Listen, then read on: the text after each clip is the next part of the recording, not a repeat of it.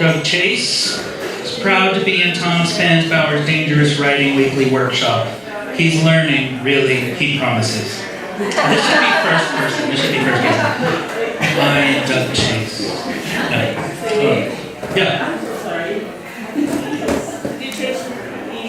Edie's not on my list. Edie's next? Yeah. Edie Rylander, I am Edie Rylander. She's on my paper, she's not on my list.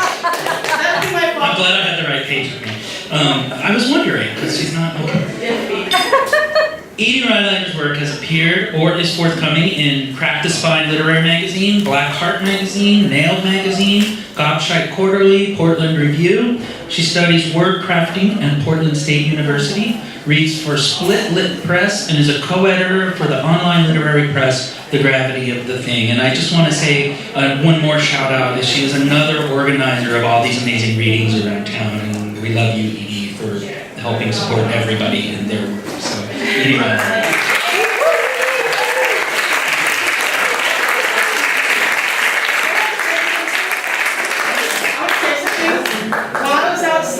Someone came up, little bird came up and told me that Edie was just nominated for a postcard. All right.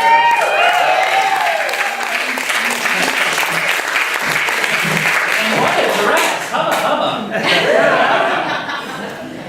Thank you. Now I'm just all overwhelmed. Kevin, where we went, challenge accepted.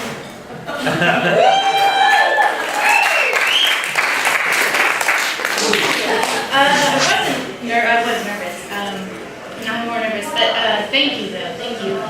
It means a lot to be the recipient of Kat's scholarship, and I told Dami beforehand and thought you all should know that that's directly going to my MFA application, so it is immediately helping an artist's art, and it means all the world to me, and it means all the world to me to be here and to share words on the stage with all of you.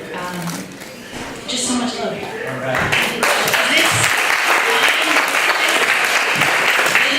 Good? Yeah, sounds good.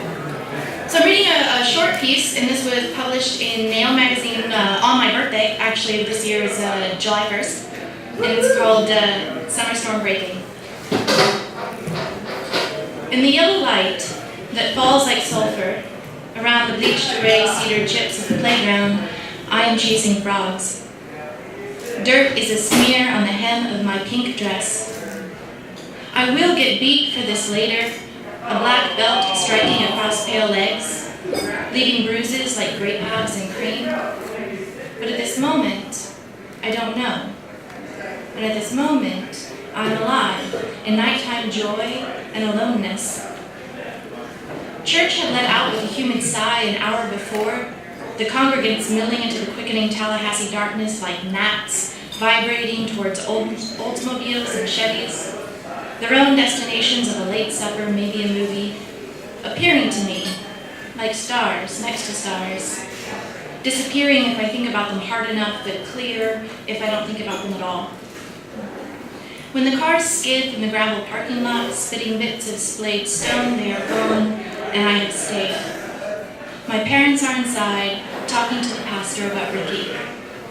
I chase frogs. I get dirt on my dress.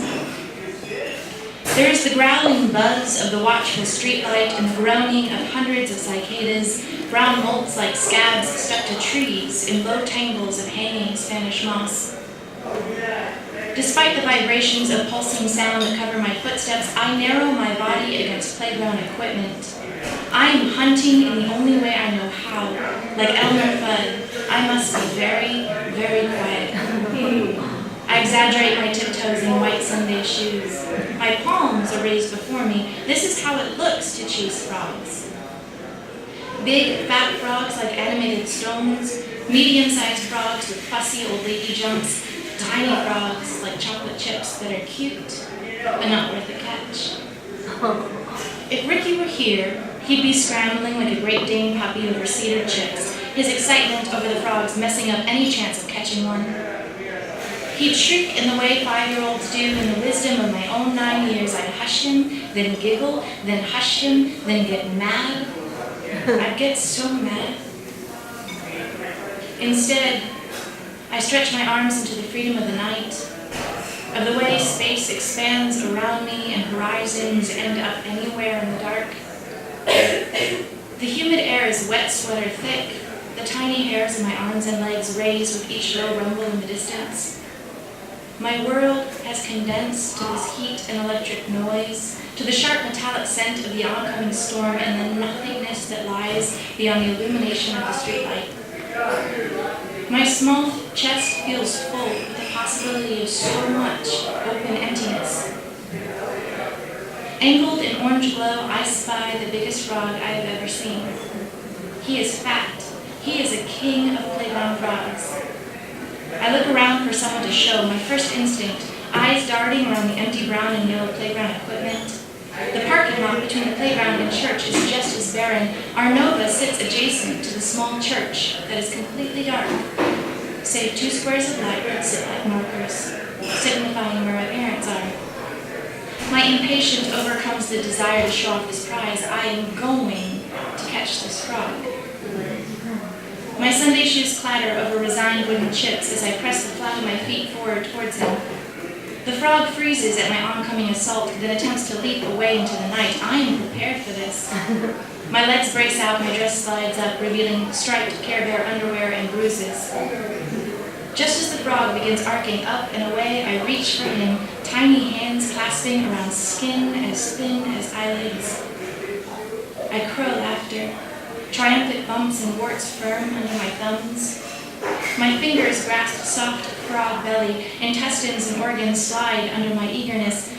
I am standing, feet banked apart directly under the yellow streetlight, holding the frog that is struggling against my grip. A moment later, the frog lets loose with a splash of hot urine, a warm, mossy stream of defense. He lifts his hind legs in an attempt to push himself free, but I tighten my hold, piss wringing my fingers. He is mine. We are both fiercely and savagely alive, each determined. Dirt from the playground mingles with the urine on my hands, creating streaks of sticky grit on my palms and up the length of my arms. Instinctively, I hold the frog up and away from my dress, but it doesn't matter. Drops of grass-scented frog pee dot the skirt. I don't realize how hard I am gripping the frog until he lets out a plastic-sounding squeak that relaxes in my fingers. I gasp, skinning knees to the ground, chips poking splinters into my legs. I set the frog before me, but do not yet let him go. How can I let him go? He is too big, too much of a wind to release. I cannot. He looks at me with eyes like green glass and mud. Under my clumsy hands, I feel his heartbeat, the tremble of muscle. We are surrounded in cicada chorus. For a moment, he sits breathing, and I think of Ricky. He was breathing until he wasn't breathing anymore, and how that last breath wasn't breathing in, and it wasn't breathing out either. How I kept waiting and waiting for one or the other until I was sent from the room, and now each night on my pillow I don't breathe in and I don't breathe out, and I try to find that moment. Over and over, my face red with effort and crying, I hold my lungs still and try to reach where Ricky is. Every successive night, he seems farther away. I can feel him slipping. I can feel the frog slipping. The frog is pushing from me. He is loose. He is jumping away in one leap that seems to me in all my heart to take him over the playground, over the streetlight, over crying, rust-red swings, and into the dark. The church door pries a slice of light into the parking lot as my parents come out. I smell the summer storm breaking.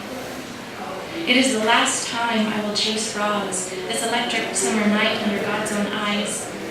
I walk to meet my parents at the car, the house of their destination in my mind.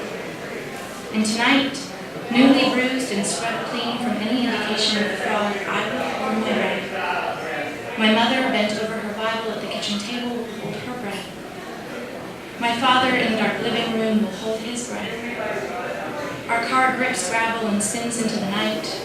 Crackling heat lightning illuminates scrub pines, sending bony, pointing fingers of shadow through endless leaping frogs.